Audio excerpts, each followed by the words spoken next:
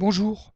La vidéo du jour va traiter de la découverte des tabulations, de l'outil tabulation, notamment pour créer un papier en tête. Alors le papier en tête, ce sont deux blocs d'adresses, l'adresse de l'expéditeur à gauche et l'adresse du récepteur à droite. Alors il faut que vous sachiez qu'au CCF, il y aura forcément des en-têtes à mettre en forme.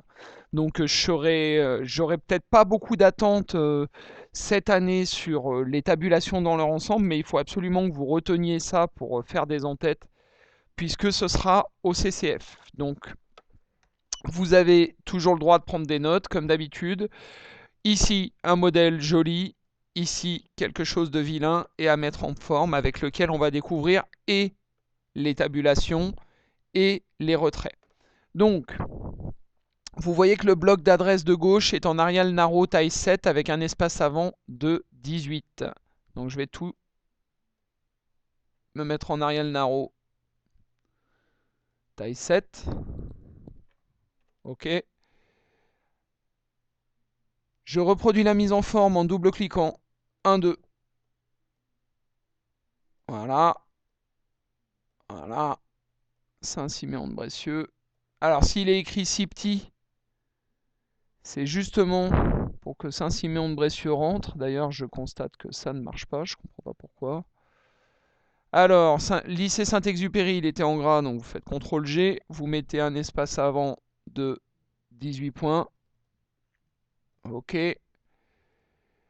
Alors, pour insérer des tabulations, en fait, tout va se passer ici, sur cette règle. Si vous n'avez pas cette règle en haut de votre document, il suffit d'aller dans Affichage et de cocher ici sur Règle. Alors, sur cette règle, vous voyez qu'ici sont matérialisées les marges. C'est les espaces où on n'écrit pas. D'ailleurs, les marges, vous pouvez les bidouiller, hein. Là, je peux écrire jusqu'au bout. Je fais CTRL Z. La marge, évidemment, elle est à gauche, elle est à droite. Elle est également en haut et en bas. Donc là, vous allez insérer des tabulations sur ce bloc d'adresse qui se situe à gauche. Donc les tabulations, en fait, elles se situent là. Vous pouvez faire des tabulations à gauche, des tabulations centrées, des tabulations à droite, des tabulations décimales, vous allez les voir dans la démonstration, des barres, des retraits, etc. Donc on va commencer par une tabulation centrée que vous allez placer à approximativement 1,75 parce que c'est là que se situe le milieu du logo. En fait, si on regarde ici le modèle, vous voyez que le texte est également réparti de chaque côté du logo. Donc, vous vous mettez avant lycée Saint-Exupéry et vous allez appuyer sur la touche tabulation. La touche tabulation, ce sont les deux flèches qui se situent tout à gauche à côté du A de votre clavier. Vous faites CTRL tabulation en face de chaque début de ligne. Donc, Monsieur Clément Vial, 264 rue des Frênes, 38 870 Saint-Siméon de Brécieux. Alors je sais ce qui se passe pas bien là avec Saint-Siméon de Brécieux, c'est qu'il faut le mettre en minuscule. Là je suis en majuscule. Donc ce que je vais faire, c'est que je vais mettre une majuscule en début de chaque mot. Voilà. Et là, ça passe. Donc là, vous pouvez mettre les mages. Ici. Ici. Et là. Ok. Donc là, vous voyez que ça rentre. Je resélectionne la totalité de mon bloc, à savoir les 5 lignes. Regardez ici. Ah oui, alors attendez. Là, vous voyez ma tabulation sur la ligne 120 rue de la Gare. Si je sélectionne cette ligne-là, vous avez vu que la tabulation apparaît parce que je viens de l'insérer. Si je me suis planté, je peux décaler l'ensemble de ma tabulation, de ma sélection, ici. Voilà. Alors maintenant, vous voyez qu'ici, des tabulations, il n'en apparaît pas. Pourquoi? Parce que j'ai sélectionné uniquement ce bloc pour gérer. Donc après, pour affiner votre réglage, admettons que vous l'ayez mal centré, vous pouvez décaler votre taquet ici. Ensuite, on retourne au modèle et on constate que la ligne en face de lycée Saint-Exupéry, elle est contre la marge à droite. Donc, pour caler une marge à droite, il va falloir insérer une tabulation alignée à droite ici sur le bord, comme ceci.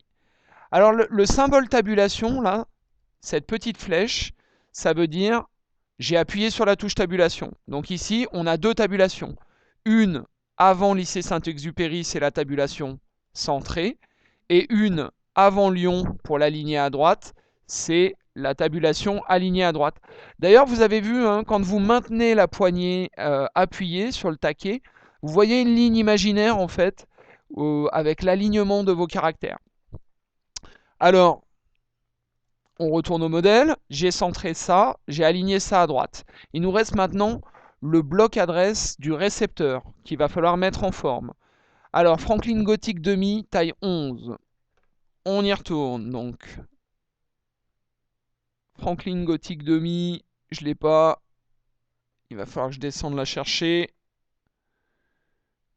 Gothic demi condensed, taille 11. Je reproduis la mise en forme.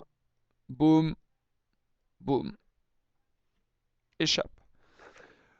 Donc ici, en fait, on voudrait déplacer cette zone de texte de sorte qu'elle puisse rentrer dans une enveloppe. Alors en CCF, je vous dirai toujours où placer la tabulation. Généralement, on la place sur 10 ou 11. Donc vous allez insérer une poignée de tabulation, un taquet ici. Et c'est une tabulation alignée à gauche. Regardez.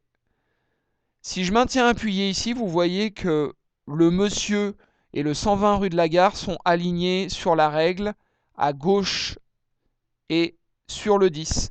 Pourquoi ici le 38 870 Châtenay est décalé? Parce que des tabulations, il y en a deux. Et c'est pourquoi il faut être très exigeant sur quand vous faites votre en-tête, sur le nombre de tabulations qui se situent avant. Donc là, des tabulations, vous en avez deux. Une centrée qui se situe ici et une à gauche qui se situe là. Donc tout ça est bel et bon, on a bien réussi notre papier en tête. Là, vous pouvez enlever le mode afficher tout pour voir l'effet général que ça rend. Et ça me paraît plutôt pas mal. Maintenant, il y a ce truc-là, là, qui est bien vilain et pas facile à mettre en forme. Alors, pour ce faire, vous voyez déjà que le texte ici, il est décalé, qu'il y a une zone de blanc. Ici, il faudra mettre un retrait. Donc ce sera avec ce sablier-là. Ensuite, vous voyez que le listing là, il est aligné à droite contre la barre. Je vais vous apprendre et à placer des barres et à mettre des points de suite. Donc, on va commencer par ça. On va aligner le texte à droite, approximativement sur 9. Hein. Là, on peut le faire au pouillem. Alors, je veux que ce soit le texte avant une tour PC qui se décale vers la droite. Donc, je fais CTRL tabulation. CTRL tabulation, CTRL tab, CTRL tab. Là, si je fais molette avant, vous constatez que mon texte s'est automatiquement décalé vers la droite. Donc si je mets un mode afficher tout, vous voyez que là, les tabulations, elles sont matérialisées. Si je tape une deuxième tabulation, ça va bousiller toute ma mise en forme. Hein. Voilà, la preuve en est.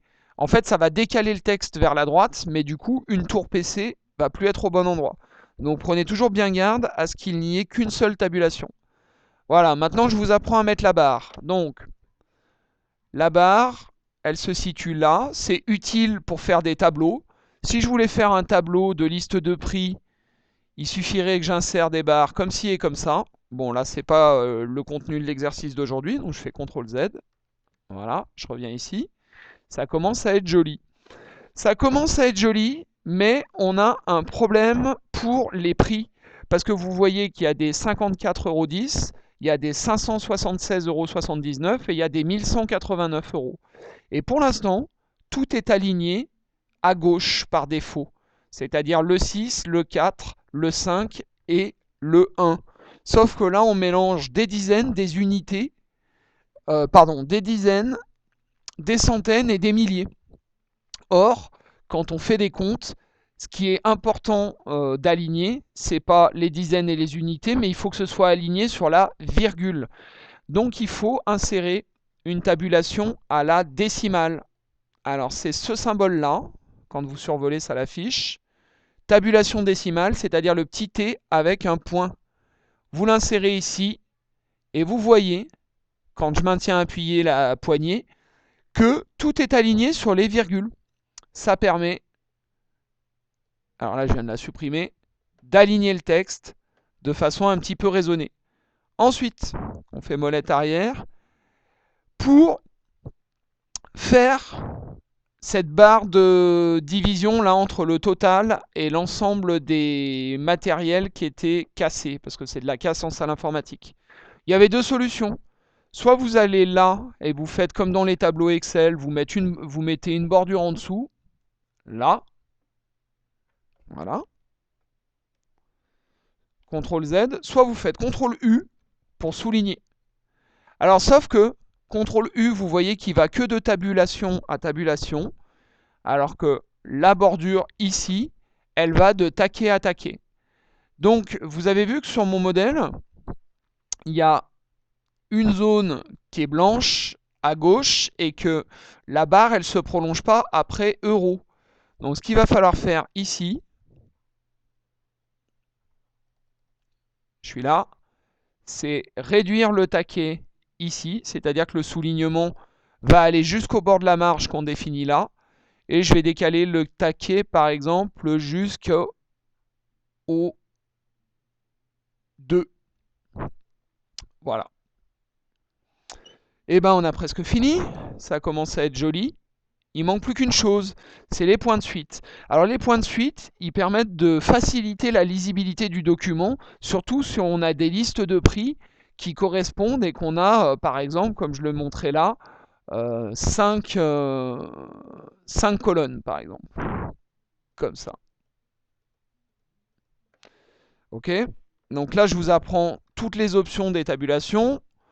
Vous allez donc mettre des points de suite. Alors pas sur Total, je les ai mis sur un mulot de marque Dell, un écran 32 pouces Sony et une tour PC.